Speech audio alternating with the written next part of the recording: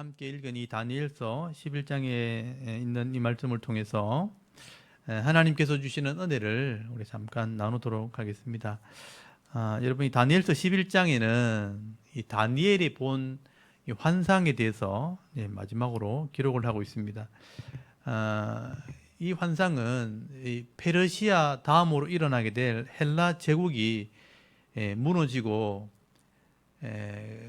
그 헬라 제국이 나누어지면서 150년 동안 전쟁이 있게 되는데, 그 150년 동안에 있을 전쟁에 대한 환상이라고 할 수 있습니다. 우리가 이 내용을 알지 못하고, 역사의 내용을 알지 못하고 이 다니엘서 11장을 읽게 되면 이게 무슨 말인지 정말 힘들고 모를 겁니다. 근데 우리 역사를 알고 이 성경을 읽어보면요, 다니엘이 본 이 환상에 대한 얘기가 어떤 얘기인지를 알게 되는 거예요. 이거는 150년 전쟁에 대한 환상이고, 또 이 내용은 실제 역사 속에서 그대로 이루어지게 됩니다. 헬라 제국의 이 알렉산더 대왕이 페르시아 제국을 점령하고 곧 죽게 되죠. 그리고 그 수하에 있던 4명의 장군들이 그 땅을 나눠 가지게 됩니다. 그리고 그 2명의 이 장군이, 2명의 이 나라가, 왕이 이 150년 동안 전쟁을 하게 되는데, 애굽 지역을 차지한 사람 프톨레미, 또 바벨론 지역을 차지한 안티고노스라는 이 장군이 서로 대적을 하고 싸우게 됩니다. 나중에 프톨레미 남쪽의 왕국 중에 한 장군이 안티고노스 북쪽 왕을 이제 차지하게 되는데, 이 애굽의 프톨레미 왕조와 이제 북쪽에 있는, 남쪽의 프톨레미 왕조와 북쪽에 있는 셀루크스 왕조가 서로 150년 동안 치열하게 전쟁을 하게 되는데, 이 전쟁에 대한 이런 내용들이 이 다니엘서에 미리 예언이 되어 있는 겁니다. 근데 중요한 것은 왜 이런 일이 벌어지게 되는가 하는 게 중요한 것입니다. 여러분, 이스라엘 백성들이 바벨론에 포로되어 70년 동안 고통을 당하게 됩니다. 하나님께 범죄한 그 죄로 말미암아 70년간 바벨론에서 고통을 당하면서 다시 하나님 말씀을 깨닫고 회개함으로 돌아오게 되죠. 그래서 이 총독 스룹바벨과 대제사장 여호수아가 다시 예루살렘에 돌아와서 성전을 건축하고 성벽을 완성하고, 또 에스라나 느헤미야 같은 이런 사람들을 통해서 말씀을 회복하고 예배를 회복하게 됩니다. 그런데 이 에스라와 느헤미야 같은 이런 지도자들이 죽고 난 뒤에 또 이스라엘 백성은 또 타락하게 됩니다. 예배를 멸시하고, 또 말씀을 순종하지 않고 이방을 따라가고 하나님을 존중히 여기지 않게 되어질 때에 하나님께서 말라기 선지자를 보내게 되는 겁니다. 그래서 이 말라기 선지자를 보내서 하나님 말씀을 다시 한번 회복하고 예배를 회복하라고 그렇게 마지막으로 외치게 되는데, 그때 이 이스라엘 백성들이요, 하나님을 비난하게 됩니다. 회개는 무슨 회개? 회개한들 무슨 소용이 있냐? 지금 보니까 악한 사람이 더 잘 되고 교만한 자들이 더 복을 받더라 하면서 이 말라기 선지자 말을 듣지 않고 하나님을 대적하고 예배를 무시하고 신앙이 해이해지게 되는 것입니다. 그래서 하나님께서는 이제 더 이상 이 이스라엘 백성들에게 기회를 주지 않습니다. 처음부터 언약하셔서 나라를 세우게 하시고 복을 주셨는데 불순종함으로 망해가지고 바벨론까지 갔다 왔는데 다시 회복되어도 또 말을 듣지 않으니까 하나님께서는 제국에 있는 왕들을 통해서, 큰 나라들을 통해서 이제 짓밟게 되는 거예요. 그리고 마지막으로 메시아가 와서 이 말씀으로 너희들 가르치고 돌아오게 할 때, 그때 회개하지 않으면 내가 이 땅을 심판하게 될 것이라. 그래서 말라기 선지자에게 마지막 예언의 말씀, 경고의 말씀을 주시고, 이 불순종한 이스라엘 백성들은 헬라 제국이나 또 로마 제국에 의해서 짓밟히게 되는 그런 징계를 받게 되는 것입니다. 결국 이 역사를 보게 되면 하나님과 언약한 백성들이 이 하나님 말씀을 버리고 하나님을 예배하지 아니하고 하나님을 멸시하게 되고 하나님을 존중히 여기지 않게 되면 결국은 하나님께서 징계와 고통을 더하시는 거죠. 그래서 전쟁이 그 땅에 일어나게 되고 고통이 일어나게 되는 것입니다. 그래서 오늘 다니엘서를 보게 되면요, 이런 고난의 시절이 앞으로 오게 될 거다 하는 예언을 미리 환상을 통해서 보여주게 되는 겁니다. 그래서 오늘 여러분 11장부터 한번 보십시오. 11장에 보시면요, 11장 2절을 한번 보십시오. 여기 보면 앞으로 페르시아 왕에게 새 왕이 일어나게 될 거다, 그렇게 말씀을 합니다. 여러분이 거기 2절에 보면요, 이제 내가 참된 것을 네게 보이리라 그랬으니까 앞으로 일어난 일을 보여준다는 얘기예요. 보라, 바사가 페르시아예요. 바사에서 또 새 왕이 일어날 것이요 그 후에 넷째는 그들보다 심히 부유할 것이며 그가 그 부유함으로 강하여진 후에는 모든 사람을 충동하여 헬라 왕궁을 칠 것이며 장차 한 능력 있는 왕이 일어나서 그 큰 권세로 다스리며 자기 마음대로 행하리라 그렇게 말씀을 하게 되죠. 여기 바사 페르시아 왕이 앞으로 새 왕이 나온다. 실제 역사 읽어보면요, 실제 왕이 고레스 왕이 첫 번째 왕이에요. 페르시아의 고레스, 그 다음에 캄비세스 2세, 그 다음에 스메르디스라는 왕이 있습니다. 그리고 네 번째 왕이 다리우스 히스타페스 1세입니다. 성경에 다리오 왕이라고 보통 얘기하죠. 이 다리오 왕이 헬라와 전쟁을 하게 된다는 거예요. 그래서 아테네나 스파르타와 같은 그런 헬라 그 도시들과 전쟁을 하게 되는 것입니다. 이 페르시아는 그 당시에 대제국을 이뤘고요. 이런 이제 유럽 땅이죠. 유럽 땅에 있는 페르시아가 점령하고 있는 곳은 지금의 터키, 아시아입니다. 아시아 지역인데 유럽의 땅을 탐을 내게 돼요. 그래서 이제 아테네, 그다음에 스파르타, 지금의 이제 그리스 땅이죠. 그 유럽 땅을 이제 전쟁을 하게 되는 거예요. 근데 이 다리오 왕이 전쟁을 했는데 한 번도 이기지를 못합니다. 그래서 스키티아 전투라든지 마라톤 전투 유명하죠. 이 전투에서 마라톤이라는 그런 경기가 나오게 된 거예요. 42.195km를 달려가서 우리가 이겼다 하고 소식을 전한 게 아테네 청년이었습니다. 그 지났던 광야가 마라톤 광야죠. 그래서 마라톤 경기가 거기서 나오게 된 거예요. 그러니까 이런 작은 소도시가 페르시아 대제국과 싸워서 이겼다. 한 번도 페르시아는 이기지를 못하고 다리오 왕은 죽게 됩니다. 그리고 그 아들이었던 아하수에로 왕이요, 그 아버지 다리오를 이어서 계속 전쟁을 하는 거예요. 아버지가 이기지 못했기 때문에 자기가 이제 이 아테네를 이기려고 계속 전쟁을 일으킵니다. 테르모필레 전투, 살라미스 전투, 플라타이아 전투, 이런 전쟁을 일으켰는데 결국은 한 번도 이기지를 못합니다. 이거는 세계 전쟁사에서 기록된 굉장히 유명한 전쟁들입니다. 대제국인 이 페르시아가 즉 조그마한 도시 아테네, 이 스파르타 같은 이런 도시와 싸워서 한 번도 전쟁에 이기지를 못하고 패했다는 거예요. 그래서 결국은 이 페르시아가 이런 헬라에서 멸망을 받게 됩니다. 그래서 3절 말씀 거기 끝에 보시면 한 능력 있는 왕이 나타난다 그랬죠. 이 한 능력 있는 왕이 나타나서 페르시아를 점령을 하게 됩니다. 이 사람이 바로 그 유명한 알렉산더 대왕입니다. 이 알렉산더 대왕은 22살에 왕이 돼가지고 33살까지 혼자 그 페르시아 제국을 혼자 다 점령을 합니다. 엄청난 능력을 발휘하게 되죠.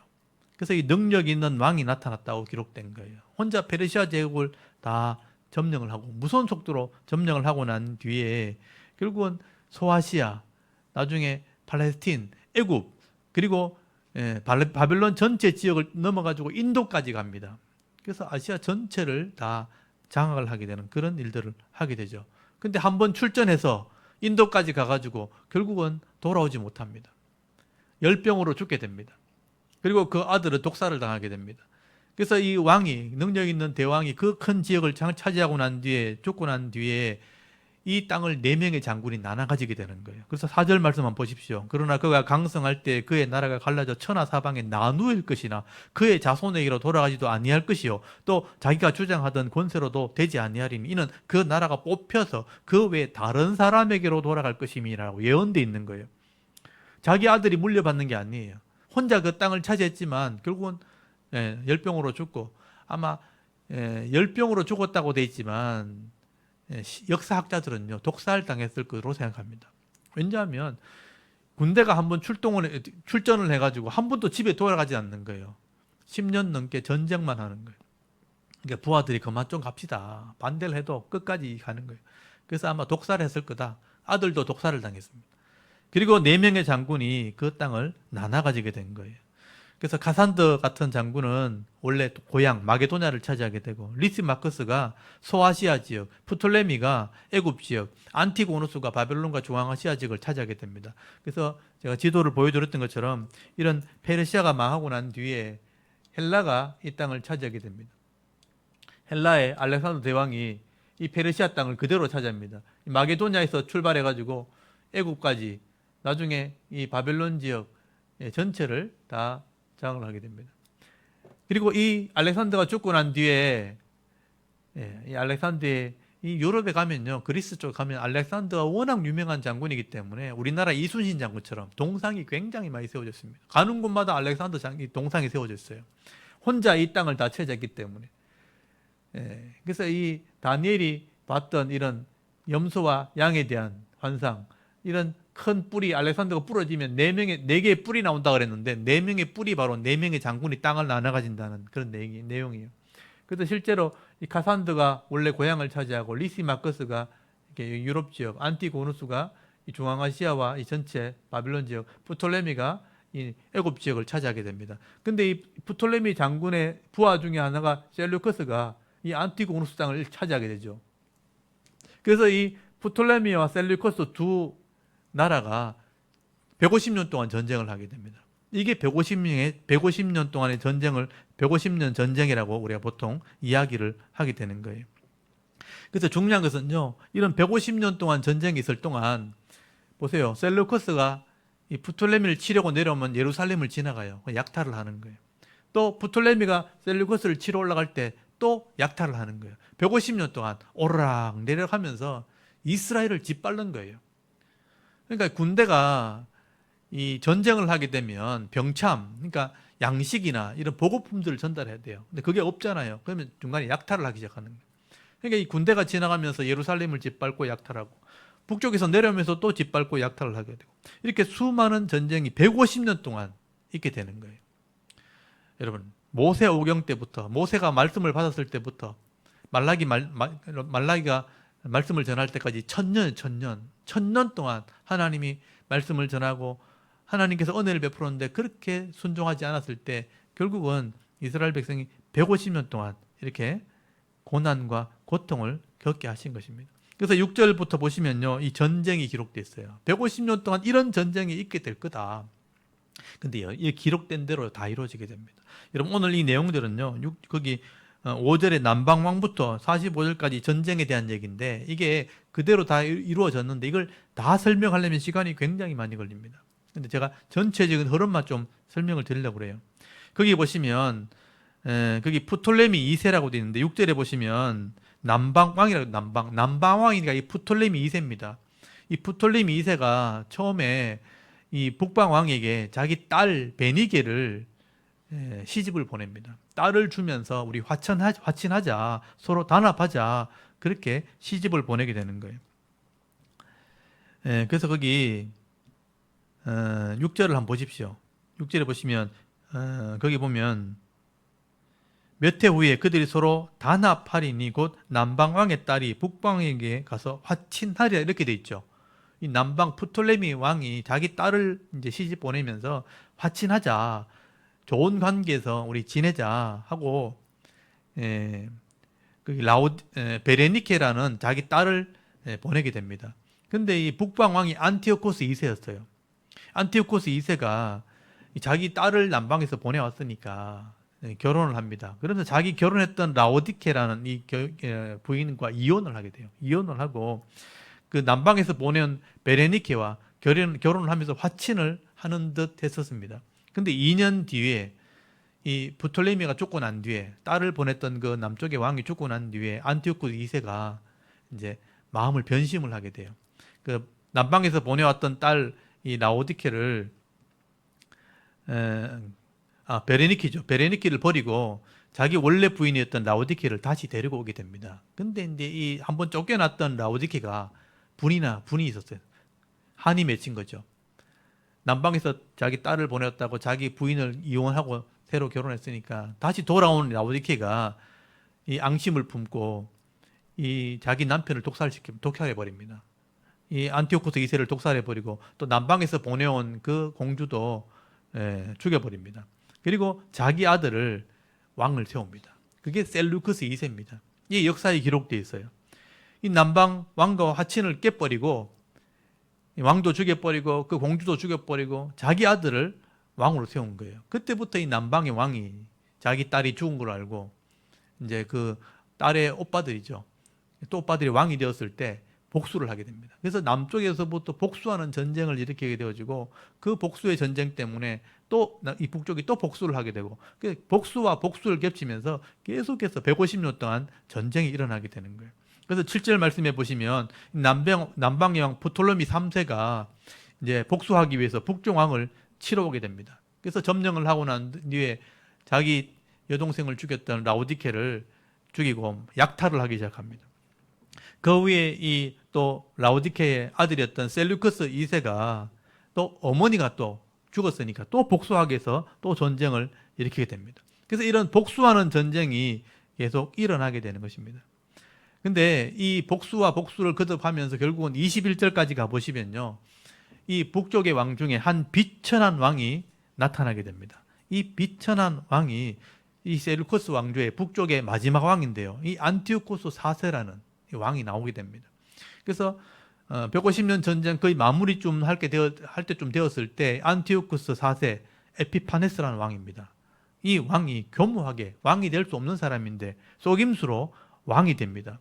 그리고 거짓과 계략으로 그 나라를 다스리게 됩니다. 그리고 남쪽에는 이제 프톨레미 6세가 되었을 때 이 프톨레미 6세와 전쟁을 하게 되고 대부분의 땅을 이제 차지하게 되는데, 그 땅을 차지할 때쯤 되었을 때, 이제 남쪽이 점령을 당할 쯤 되었을 때 로마가 이제 개입에 들어오는 거예요. 로마가 그 시대의 지중해를 다 장을 하게 됩니다. 그래서 로마에서 온 장군들이 이 북왕왕 안티오코스를 몰아내게 됩니다.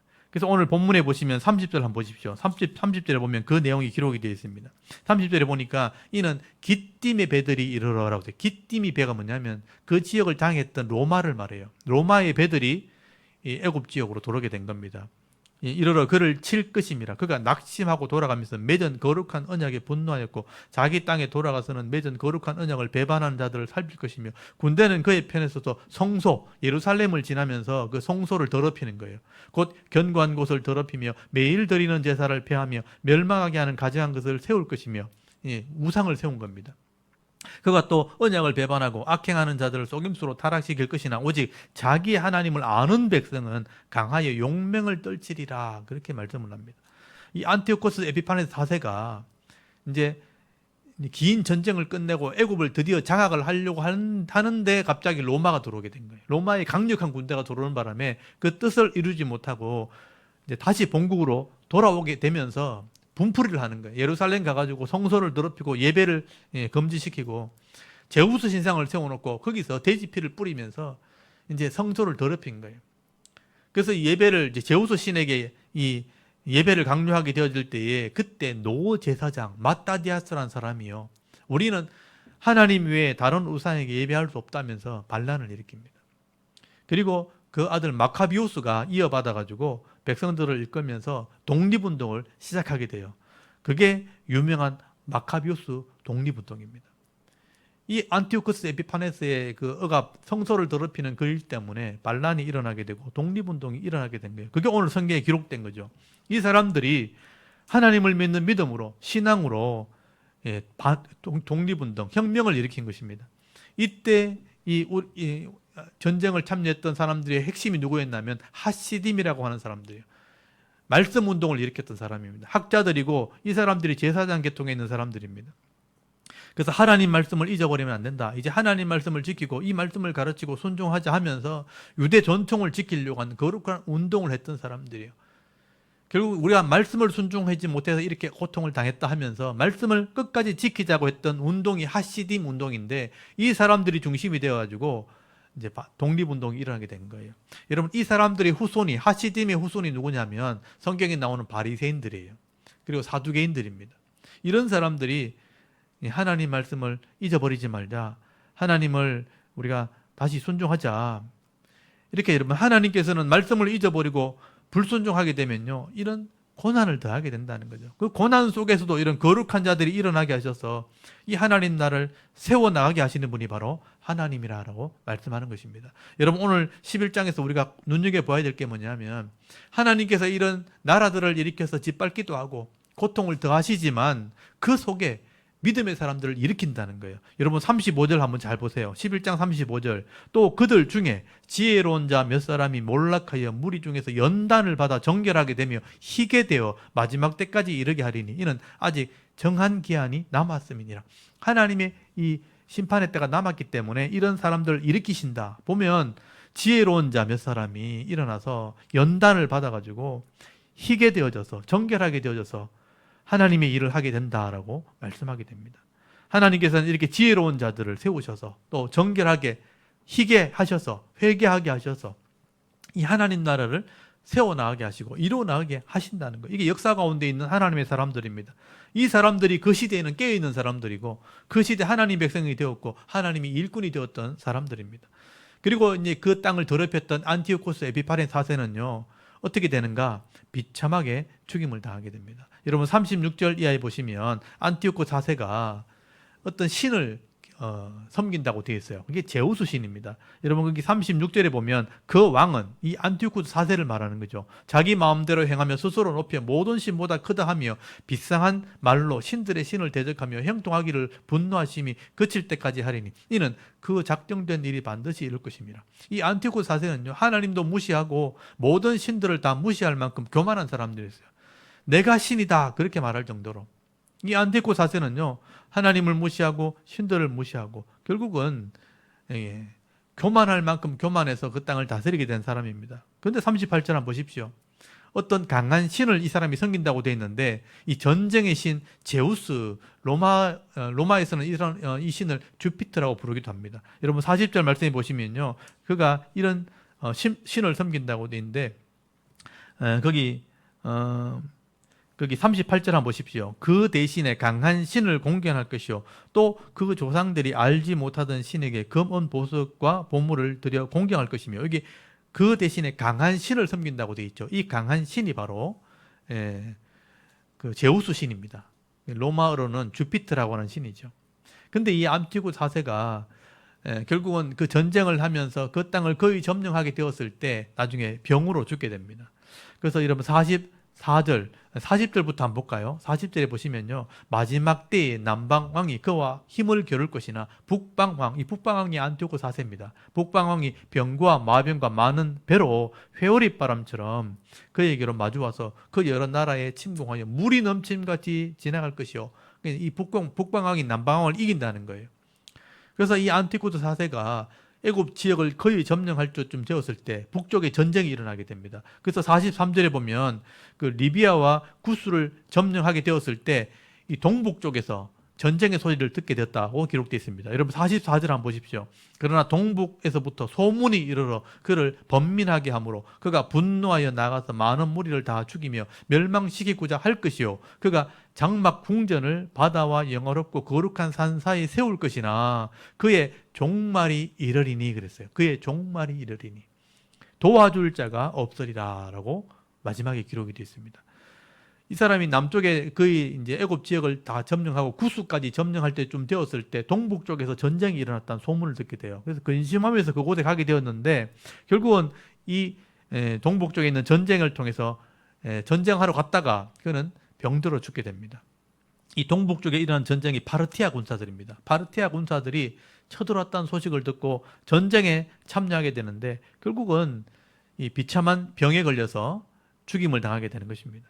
그래서 이 안티오코스 4세가 나중에 마지막에 종말의 시대에도 이런 사람이 나오게 될 거라. 즉 그리스도의 모델이 된 사람이 바로 이 사람이에요. 성전을 더럽히고 돼지피를 성전에 뿌리고 매일 드리는 예배를 폐하게 하고 또 하나님을 모독했던 이 안티오코스 4세가 이 성전에 가증한 물건을 세웠던 것처럼 마지막 종말에도 이런 사람이 나올 거다 그렇게 얘기해요. 근데 그 사람이 오늘 이 역사 가운데 심판받았던 것처럼 적그리스도도 마지막에 하나님의 심판을 받게 될 것이다. 이 사람을 가지고 설명을 하게 되는 거예요. 그래서 이 사람은 하나님께서 잠시 동안은 권력을 누리게 하셨고 형통하게 하셨지만 결국은 비참하게 심판하신 거죠. 아무도 도울 사람이 없게 만들어서 병들어 죽게 되었다. 그래서 45절 제일 끝에 그렇게 되죠. 그의 종말이 이르리니 도와줄 사람이 없어서 죽었다. 어떤 주석가들은요. 이 사람이 벌레가 내장을 갉아먹어서 죽었다라고 기록이 되어 있습니다. 비참하게 죽은 거예요. 그때는 치료할 수도 없었고요. 내장을 갉아먹어 죽었으니까 아무도 도와줄 사람이 없이 홀라 병들어 죽게 되는 것입니다. 이렇게 하나님께서는요. 당시에 이 다니엘을 통해서 앞으로 되어질 일들을 보여주게 되는 것입니다. 예배를 멸시하고 하나님을 순종하지 않는 자들은 결국은 세상 속에서 이런 고난을 당하게 될 것을 기록을 해놓은 거예요. 하나님께서 말씀을 해주신 것입니다. 그런데 그 속에서도 말씀을 버리지 않고 순종하는 사람들, 현실 속에 내게 주어진 사명이 무엇인지를 깨닫고 그 사명 감당하게 될 때 하나님께서는 그 속에 복을 주시고 하나님 나라를 이루어 가셨다는 거예요. 이런 믿음의 사람들 때문에 결국은 예수님이 오시게 된 겁니다. 예수님이 오셔서 구속을 이루시고 모든 백성이 구원받게 되어지는, 인류가 구원받게 되어지는 놀라운 일들을 하나님께서 하시겠다는 거죠. 그래서 여러분, 오늘 현재 지금이 중요한 거예요. 오늘도 역사를 주관하시는 하나님께서 이 믿음 있는 사람들을 통해서, 믿음을 가지고 이 땅을 살아가게 하는 그 사람들을 통해서 오늘도 일하시고 계신다는 거죠. 그래서 여러분, 오늘도 우리가 해야 될 일이 뭔지를 깨달으셔야 돼요. 내가 오늘도 세상이 혼란스럽고 아무리 어려운 일이 생긴다 할지라도 내 삶의 현장에서 내게 주신 사명을 믿음으로 잘 감당할 때 내 한 사람을 통해서 하나님 뜻이 이루어지게 되고 후손들이 복을 받게 되어지는 그런 일들이 일어나게 되는 것입니다. 그래서 여러분, 마지막 때가 되면요, 하나님께서 비유로 말씀하시는 거죠.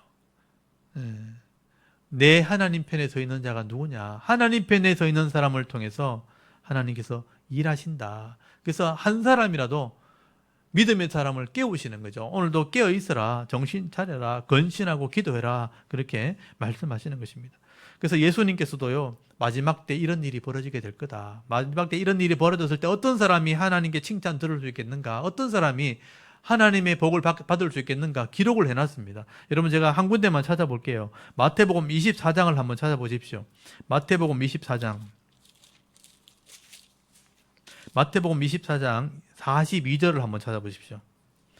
마태복음 24장 42절에서 47절까지 보시면 마지막 때에 어떤 사람이 하나님 백성이고 어떤 사람이 복을 받게 되는가. 거기 42절부터, 마태복음 24장 42절부터 47절까지만 한번 읽어보겠습니다. 시작. 그러므로 깨어 있으라. 어느 날에 너희 주가 임하는지 너희가 알지 못함이니라. 너희도 아는 바니 만일 집 주인이 도둑이 어느 시각에 올 줄을 알았더라면 깨어 있어 그 집을 뚫지 못하게 하였으리라. 이러므로 너희도 준비하고 있으라. 생각하지 않은 때에 인자가 오리라. 충성되고 지혜 있는 종이 되어 주인에게 그 집 사람을 맡아 때를 따라 양식을 나눠줄 자가 누구냐? 주인이 올 때 그 종이 이렇게 하는 것을 보면 그 종이 복이 있으리로다. 내가 진실로 너희에게 이르노니 주인이 그의 모든 소유를 그에게 맡기리라. 아멘. 마지막 때에 언제 올지 어떻게 알 수 있겠는가? 내가 알지 못할 때에 주님이 온다는 거죠. 도둑이 어느 시점에 올 줄 알았다면 그 집을 뚫지 못할 것이라. 이 말은 언제 올지 모른다는 거예요. 그러므로 내가 준비하고 있으라. 언제 주님 올지 모르니까 준비하고 있으라. 충성되고 지혜로운 종이 되어서 주인의 집 사람을 맡아 양식을 나눠줄 사람이 바로 하나님 사람이에요. 여러분, 양식을 나눠준다는 게 뭐냐면 말씀을 가르치는 걸 말하는 거예요. 물질에 복이 있는 사람들은 구제하는 것이고, 말씀을 깨달은 사람은 이 하나님 말씀을 하나님 집 사람들, 주의 집 사람들에게 이 하나님 말씀을 가르치는 사명을 감당하는 거예요. 그래서 이 충성스러운 사람, 이 충성되고 지혜로운 사람, 충성이란 말이 믿음이란 뜻이에요. 에무나, 피스티스, 믿음이란 뜻이에요. 믿음 있는 사람이 하나님의 말씀의 지혜를 가지고 그 사명을 감당하게 될 때 주인이 그 사람에게 복을 주게 될 것이라. 그래서 거기 보시면 주인이 올 때 종이 이렇게 하는 것을 보면 복이 있게 될 것이고, 하나님의 소유, 주인의 소유를 그에게 다 맡길 거다 말은 하늘의 복을 주신다, 그런 뜻이에요. 여러분, 이 마지막 시대에 우리가 할 일이 무엇인지, 하나님의 내게 뜻하신 바, 사명이 뭔지를 깨닫고 있는 사람이 깨어있는 사람이에요. 그 사명 감당하게 될 때 주님 오실 때 복을 받게 되어지는 것입니다.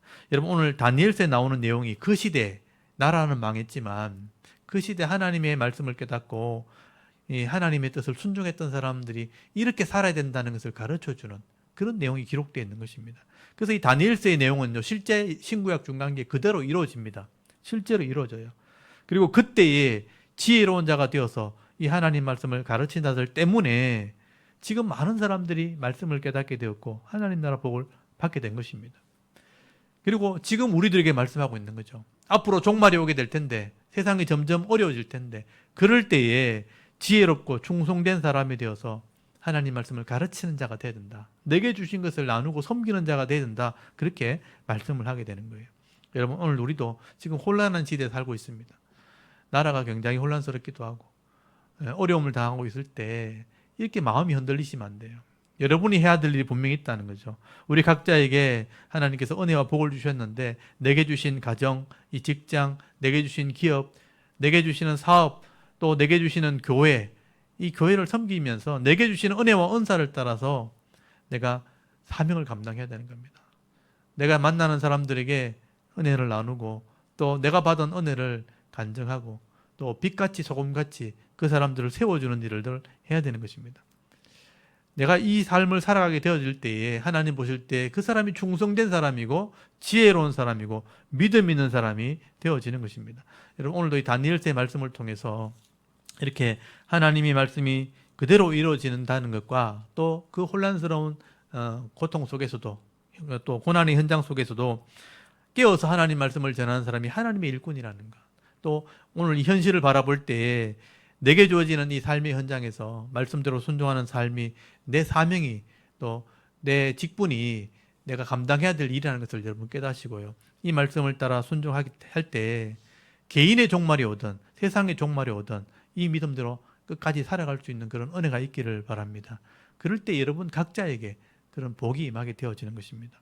오늘도 이 나라와 현실을 바라보면서 여러분 흔들리지 마시고 하나님 말씀을 따라서 또 내게 주신 사명을 따라서 이 은혜와 복을 나누어주며 섬기는 삶을 살아가게 될 때 여러분 속에 행복한 하나님의 은혜가 임하게 되어지고 또 믿음으로 승리하면서 살아갈 수 있는 진정한 그리스도의 삶을 살아갈 수 있는 저와 여러분의 이런 영적인 삶의 모습이 되실 수 있기를 주의 이름으로 축원합니다. 아멘. 우리 잠깐 기도드리겠습니다. 하나님, 오늘도 이 다니엘서 말씀을 나누면서